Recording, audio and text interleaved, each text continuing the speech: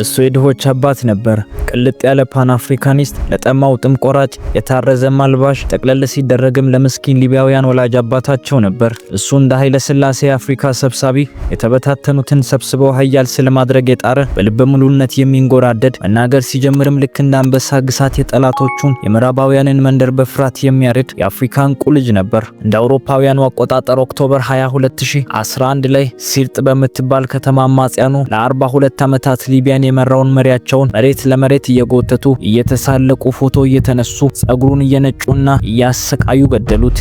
ጫዋታው እዚህ ላይ ያበቃ። ፎሪያን ፖሊሲ እና ዘ ኢኮኖሚስት የተሰኙ የምዕራብ ልሳን የሆኑ መጽሔቶች ስለሱ ቅንጡ ህይወት እንጂ በቅንጦት ስለሚያኖራቸው ደልቃቃ ዜጎቹ አያወሩም። ፋይናንሻል ታይምስ እና ሎስ አንጀለስ ፖስት ላይም ስለ ዘመናዊውና በወርቅ ስለተለበጠው የቤተ መንግስት መኝታ እንጂ በረሃ ድንኳን ወጥረው የሚተኙ ዜጎቹን ህይወት ቀይሮ ባህር አንሶላ ላይ እንዲገላበጡ ስላደረገው ሰው አውርተው አያውቁም። ይህም ብለው አያበቁም። ኒውዮርክ ታይምስ እና ዘ ጋርዲያንስ የተሰኙ የምዕራብ ሚዲያዎች ሰውየውን ስለሚያጅቡ 40 ድናግላን ውብ ሴቶች እንጂ ሊቢያን ከትቢያነት አንስቶ ትንግርት አርጎ ስለነበረው ሰው ለማውራት ድምጻቸው ይሰልላል። በአንድ ወቅት የአሜሪካው የቀድሞው ፕሬዝዳንት ሮናልድ ሬገን ይህን ሰው ከማስገደላቸው በፊት እንዲህ ብለው ገልጸውት ነበር። ዘ ማድ ዶግ ኦፍ ዘ ሚድል ኢስት፣ የመካከለኛው ምስራቅ ቀብሉሻ መሐመድ ጋዳፊ። ክቡራን አድማጭ ተመልካቾቻችን ለቻናላችን አዲስ ከሆናችሁ ሰብስክራይብ እና ላይክ በማድረግ ዓለም ላይ የተከሰቱ መሳይ ታሪኮችን፣ ወቅታዊ ጉዳዮችንና የታላላቅ ግለሰቦች ታሪኮችን የሚያገኙ ይሆናል። ምዕራባውያኖቹ ስለ ዲሞክራሲ አብዝተው ያወራሉ፣ ነገር ግን ዲሞክራሲን አይኖሯትም። የዲሞክራሲ ዋነኛ መገለጫው የሐሳብ ብዛነት ነው። ይህም ማለት ማንኛውም ሰው የፈለገውን ሐሳብ ማራመድ መብት አለው ማለት ይሆናል። ጋዳፊን በብዛት የከወነው ይህንኑ ነበር። በመድረካቸው ሐሳባቸው ሞገተ፣ ሞግቶም አላበቃም፣ እንደማይቀበል በድርጊት አሳያቸው። በእርግጥ የምዕራቡ ዓለም ዲሞክራሲ ያለ አጥርክን በርካንኳኳ በበቂ ሁኔታ ታዘዘኝ፣ አለበለዚያ ገዳዩን በትሬን አሳርፍባለሁ እያለ መሆኑን መረዳት አስፈላጊ ይሆናል። ይሄኔ ነው ታዲያ ጋዳፊም የምዕራቡ ጥርስ ውስጥ የገባው። የልባቸውን መሻት ረግጦ ተረማመደበት፣ የአፋቸውንም ቃል ቸላለ። የጋዳፊም ወደ ሞት ጉዞ አንድ ብሎ ተጀመረ። እንደ ግሪጎራውያኑ ዘመን አቆጣጠር አፕሪል 1986 ዓ.ም የአሜሪካው የደህንነት ተቋም ሲአይኤ ከሰሜን አፍሪካዊቱ ሀገር ሊቢያ ከሳተላይት እና ኤሌክትሮኒክ ሰርቪሊያንስ የሚገኙ የተለያዩ ሚስጥራዊ መልእክቶችን እየቃረመ ነበር። ሲአይኤ ጠልፎ ከሚመረምራቸው መልእክቶች ውስጥ አንዱ የአሜሪካ የደህንነት ተቋም ውስጥ ከፍተኛ ድንጋጤ የፈጠረ ነበር። ይህ ከሊቢያ ተጠልፎ የተሰማው መልእክት መሐመድ ጋዳፊ ከሚመራው የደህንነት ተቋም እንደሆነ ማወቅ ቢቻልም ጥቃት እንዲደርስባቸው የተባሉ አሜሪካውያን ግን የት ቦታ በየትኛው ሰዓት እንደሆነ ግን ማወቅ አልቻሉም።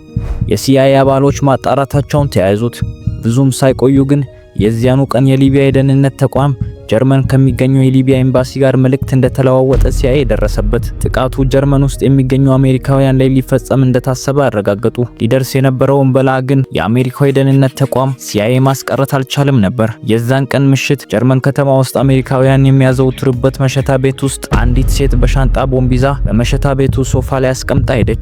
የእግሯን መውጣት ተከትሎ የፈነዳው ቦምብ 230 ሰዎችን ሲያቆስል 2 የአሜሪካ ወታደሮች ደግሞ በጥቃቱ ህይወታቸው አለፈ። ሲአይኤ እና በጊዜው አሜሪካን የሚመራው ፕሬዝዳንት ሮናልድ ሬገን ጋዳፊ መወገድ እንዳለበት አሰቡ። አደጋውን ተከትሎ የወቅቱ የሲአይኤ ዳይሬክተር የነበረው ዊሊያም ነፍስ አስይዘው ነፍስ የሚቀበልበትን፣ ህይወት አስይዘው ሞት የሚያሸንፉበትን ጋዳፊን ማስወገድ እንደሚቻል የሚያስረዳ ሐሳብ አቀረቡ። የቀረበው ሐሳብ በአሜሪካ ባለስልጣናት ቢወደድም ሰውየውን እንደ ተራና ከርታታ ህዝብ የትም የሚያገኙት በየቦታው የሚገኝ አልነበረም። ከዚህ በተጨማሪ ጋዳፊ ብዙ ሺህ በተጠንቀቅ የሚጠብቁ ጥበቃዎች አሉት። ሻገር ሲልም 40 እጅግ የሰለጠኑ ድንግል ሴት የግል ጥበቃዎች አሉት። ሊቢያም ከሰሜን ጫፍ እስከ ደቡብ ጫፍ ከምዕራብ ጫፍ እስከ ምስራቅ ባለው ግዛቷ ውስጥ ጋዳፊ ሙሉ ቁጥጥር ስላለው አማጺ ቡድኖችን አስታጥቆ ጋዳፊን ማስወገድ የማይቻል ነበር። የነበረው አማራጭ አንድ ሆነ፣ ህግ ጥሶ ህግ ማስከበር። ይህም ማለት አሳቻ ሰዓት ጠብቆ የአየር ጥቃት መፈጸም ሲሆን፣ ነገር ግን እንዲህ አይነቱ ድርጊት የአሜሪካ ህግ የሚከለክለው ፖለቲካል አሳሲኔሽን ቢሆንም ሰውየው የሚሞት ከሆነ ህግ ቢጣስም ችግር የለውም ብለው ጥቃቱን ፈቀዱ።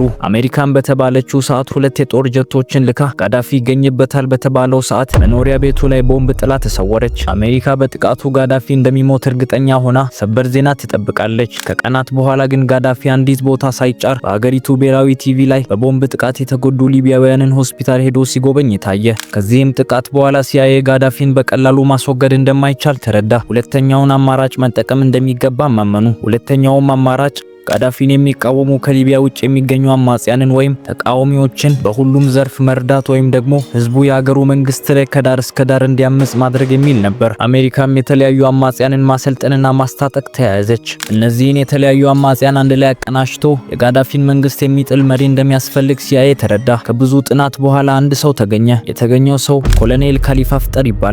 ይህ ሰው በአንድ ወቅት ጋዳፊ ወደ ስልጣን ሲመጣ አብሮት የነበረ ታማኝ የጦር መሪና አገልጋዩ ነበር። ጋዳፊ ስልጣን ላይ በነበረበት ወቅት ሊቢያ ከጎረቤት ሀገር ቻድ ጋር ጦርነት ውስጥ ስትገባ የሊቢያ ጦር የመራው ይህ ሰው ነበር። እንዳጋጣሚም ታዲያ ይህ ኮሎኔል በጦርነቱ ወቅት በቻድ ወታደሮች ተማርኮ ይታሰራል። ጋዳፊ የጦር መሪው ካሊፋ ሀፍጠር እንዲፈታ ጥረት ከማድረግ ይልቅ እስከነመፈጠሩ ጭራሹን ረሳው። ካሊፋ ሀፍጠርም ለ7 ዓመታት በቻድ መንግስት ታሰረ። ይህ መረጃ ያለው ሲአይኤ የቻድ ፕሬዝዳንት ጋር ደውሎ ካሊፋ ሀፍጠርን እስር ቤት ሂደ 2 አማራጮች እንዲሰጥ አድርጋለው። አማራጭ 1 እዚህ እስር ቤት በስብሰና የጦር ምርኮኛ ሆነ ትሞታለህ፣ ወይስ በታማኝነት ያገለገልከው የሀገር መሪ ጋዳፊ ከርቶሃል፣ እስከ መፈጠርክም አላስታወሰም፣ እንደውም በመማረክህ በሽቋል። ስለዚህ ከእስር እንፍታህ፣ አሜሪካዊ ዜግነትን እንስጥህ፣ ከሲአይኤ ጋር አብረ ስራ፣ የተበታተኑትን አማጽያን አደራጅተህ ሊቢያ ናሽናል አርሚ የሚባል ጦር እዚህ ቻድ ውስጥ አቋቁም። ሲአይኤ በጦርም በመሳሪያም በታክቲክም በሐሳብም በሁሉም ነገር ይደረሃል አሉት። ኮሎኔል ካሊፋ ሀፍጠርም ሁለተኛውን ሐሳብ ተቀበለ።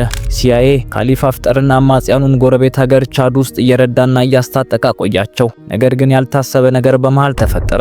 በአሜሪካ መንግስት ይደገፍ የነበረው የቻድ መንግስት ላይ መፈንቅለ መንግስት ተደረገ። መፈንቅለ መንግስት መደረጉ ችግር አልነበረውም። ነገር ግን በመፈንቅለ መንግስት ስልጣን የያዘው አካል የአሜሪካ አጋር ስላልነበር ሲአይኤ ጋዳፊን ለመጣል ቻድ ውስጥ የሚያሰለጥናቸውንና የሚያስታጥቃቸውን አማጽያን ከቻድ እንዲወጡ አዲሱ የቻድ መንግስት አዘዘ። እናማ ሲአይኤ ካሊፋ ሀፍጠርን ጨምሮ አብሮ የነበሩ 300 አማጽያንን በናይጄሪያ ዛርና ኬንያ በኩል አድርጎ ወደ አሜሪካ ወሰዳቸው። ከዚያም ኮሎኔሉን ጨምሮ እነዚህን 300 የሚደርሱ ሊቢያዊ አማጺዎች የሲአይኤ ዋና መቀመጫ የሆነችው ቨርጂኒያ ውስጥ መኖሪያ ቤት ተሰጣቸው። ለጊዜው እንዲቆዩም ተደረገ። ከአመታቶች በኋላ ልክ እንደ አውሮፓውያኑ አቆጣጠር 2011 ላይ የአረቡ ዓለም ተቃውሞ አረብ ስፕሪንግ ተቀሰቀሰ። ቱኒዚያ፣ ግብጽና ሊቢያ ከፍተኛ የህዝብ ተቃውሞ ተነሳ። ይህን አጋጣሚ ለ30 ዓመት ጓጉታ ስትጠብቅ የነበረችው አሜሪካ ካሊፋ ሀፍጠርንና አማጽያኑን ወደ ሊቢያ በማስገባት አመጽና ጦርነቱ እንዲፋፋም አደረገች። ጋዳፊም ከአማጽያኑ የተሰነዘረበትን ጦርነት ለመመከት ከፍተኛ እርምጃዎችን መውሰድ ጀመረ።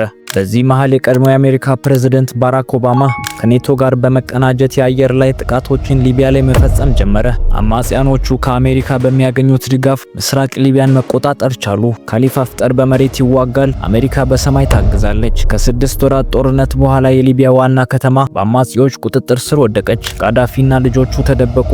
አማጽያኑና ሲአይኤ ተቀናጁ። ጋዳፊን ከተደበቀበት ለማግኘት አሰሳቸውን ቀጠሉ። በመጨረሻም ኔቶ ጋዳፊ የሳተላይት ስልክ ተጠቅሞ የደወለበትን የስልክ መስመር መጥለፍ ቻሉ። ከዚያም ጋዳፊ ለማምለጥ ሲጓዝበት የነበረውን የጭነት መኪና በድሮን አሜሪካ አጋየችው። እንደ አውሮፓውያኑ አቆጣጠር ኦክቶበር 20 2011 ላይ ሲርጥ በምትባል ከተማ አማጽያኑ ለ42 ዓመታት ሊቢያን የመራውን መሪያቸውን መሬት ለመሬት እየጎተቱ እየተሳለቁ ፎቶ እየተነሱ ጸጉሩን እየነጩና እያሰቃዩ ገደሉት። ጨዋታው እዚህ ላይ ያበቃ።